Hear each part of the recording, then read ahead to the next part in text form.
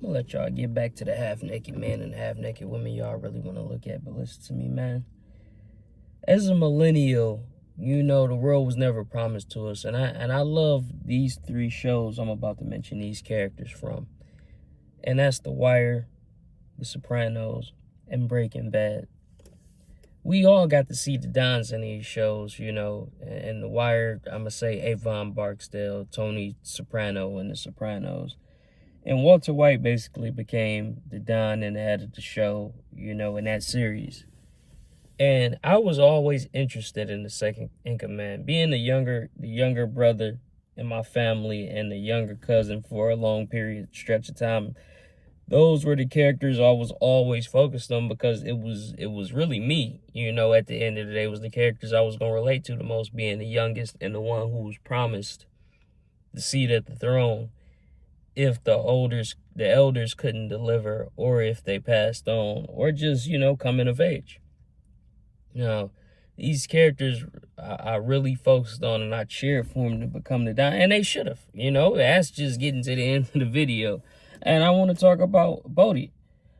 First, I think he was promised just for his name. The real character of the show, who Avon is based on name, is Avon Bodhi. I want to say his last name was Brothers as well. So I'm thinking it's like it was showing Avon as the Don and the next being Bodhi, bringing the two characters together, you know, combining the two characters of the real life situation.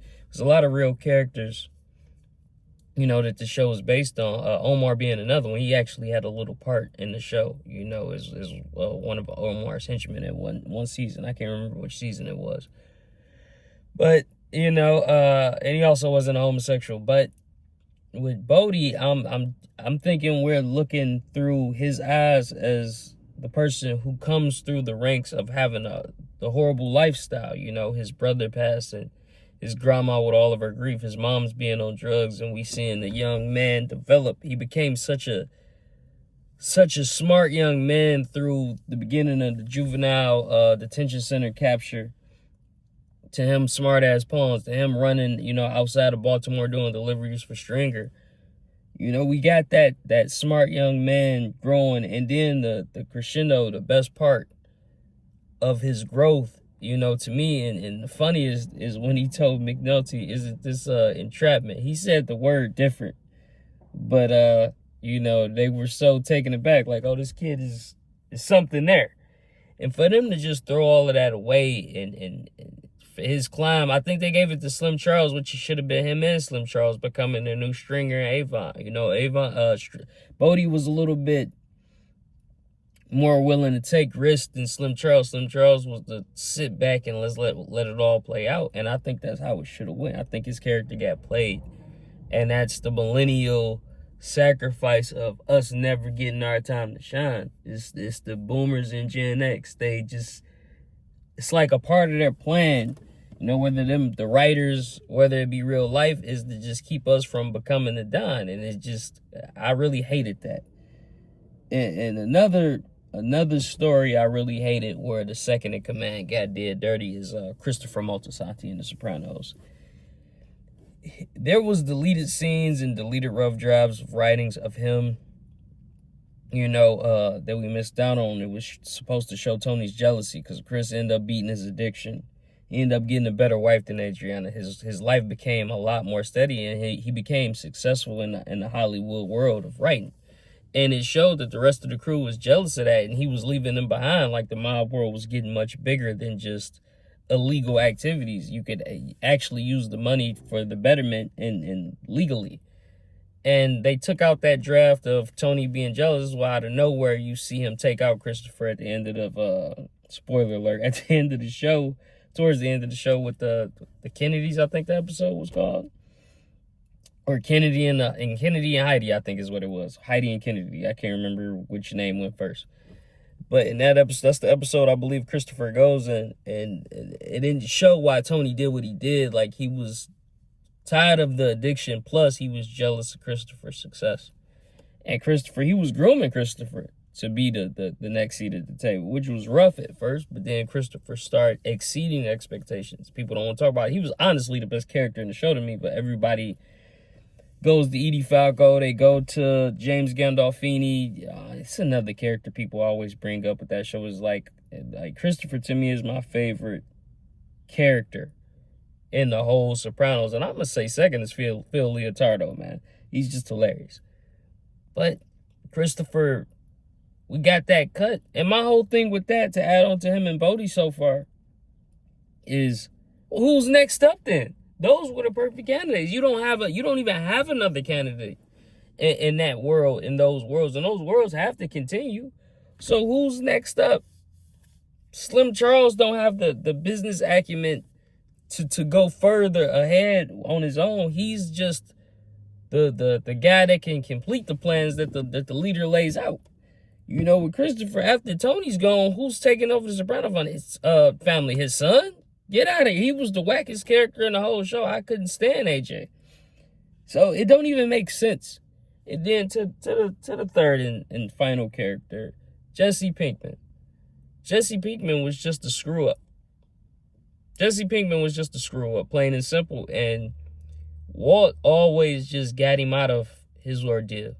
He was like a father to him. You know, he was a godfather, a magical godfather that got him out of those situations. And Jesse was always trying to do right. Jesse didn't belong in that world, man.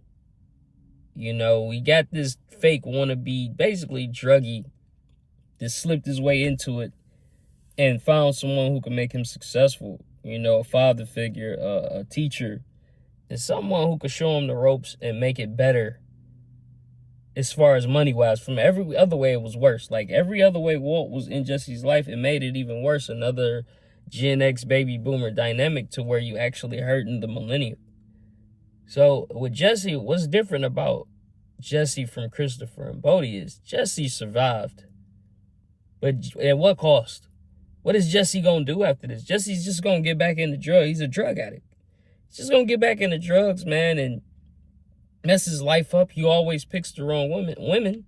I know it seems like it's like, oh, he's like, all of those women were wrong. You know, you had one that had a kid already, you know, who like just was confused about life. And then you had another one that was a drug addict like him who ended up taking out. Like, Jesse is not all right. Jesse, and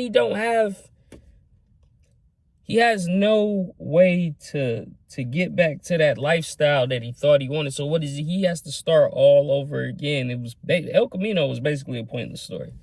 I don't care about Jesse escaping and what he had to do and where he's done. Like, Jesse's not going to be right ever. It is like that whole ordeal he went through. He's like one of those crackheads, you know, that you see and somebody tell you, like, when you see the crackhead, you kind of look at him like, dang, man, his life always must have been miserable. You find out he was married. He went to Harvard.